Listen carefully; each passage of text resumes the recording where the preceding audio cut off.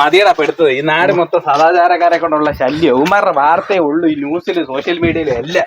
അത് ശരിയാണ്. ഇപ്പൊ താണ്ട് ആ ഒരു കാർ എടുക്കുക. ഇതിനകത്ത് എന്താ നടക്കുന്നത് നമ്മൾ എത്തി നോക്കേണ്ട ആവശ്യമുണ്ടോ?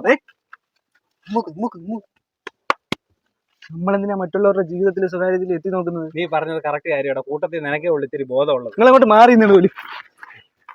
ഇനി അഥവാ അങ്ങനെ സംഭവം ഉണ്ടായെന്നിരിക്കട്ടെ, നമ്മൾ അതിനകത്ത് ഇടപെടാനും എത്തി നോക്കാനും പോവരുത്. നമ്മുടെ പെരുമാറ്റം മാന്യമായിരിക്കണം. ഇങ്ങോട്ട് മാറണം. ഇറങ്ങണം. മാറ്റാൻ റോഡ് സൈഡിൽ വണ്ടി വിട്ടിട്ടാ നിന്റെ മാറ്റേ പരിപാടി. ആഹാ എടാ ഗൗതമേ, പുറകെ ഒരെണ്ണം ഇരിക്കുന്നടാ. നിന്റെ തുണി മണി എടുത്തോണ്ട് റോഡ് നടക്കിട്ടാവുള്ള മറ്റേ പരിപാടി.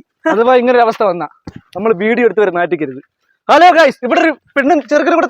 ഞാൻ പറയാം. ഹലോ ഗൈസ്, ഇവിടെ ഞങ്ങൾ നടന്നു വരുന്ന വഴിയിൽ ഒരു പെണ്ണും ചെറുക്കനും വണ്ടി കൊണ്ടിട്ടിരുന്നത് മറ്റേ പരിപാടിയായിരുന്നു. ഇത് ചോദിക്കാൻ ചെന്ന ഞങ്ങളാരായി സദാചാരക്കാരായി. അതന്നെ ആരുടെയും ജീവിതത്തിൽ ഇടപെടുന്ന കാര്യമില്ല. ഞങ്ങൾ അങ്ങനെ എത്തി നോക്കാൻ പോകുന്നവരുമല്ല. ഞങ്ങളുടെ ജീവിതം, ഞങ്ങളുടെ കുടുംബം, സ്വത്തും സമാധാനം. പക്ഷെ ഇത് ഞങ്ങൾ വെച്ച് പൊറപ്പിക്കത്തില്ല. അതെ നമുക്ക് പാടാം. വേണ്ട. ഒരു കാറ് കിടക്കുന്നടാ. മറ്റേ പരിപാടി ആയിരിക്കും. നമുക്ക് ഇടപെടണ്ട. എന്നാലും ഒന്ന് നോക്കിട്ട് പോയാ.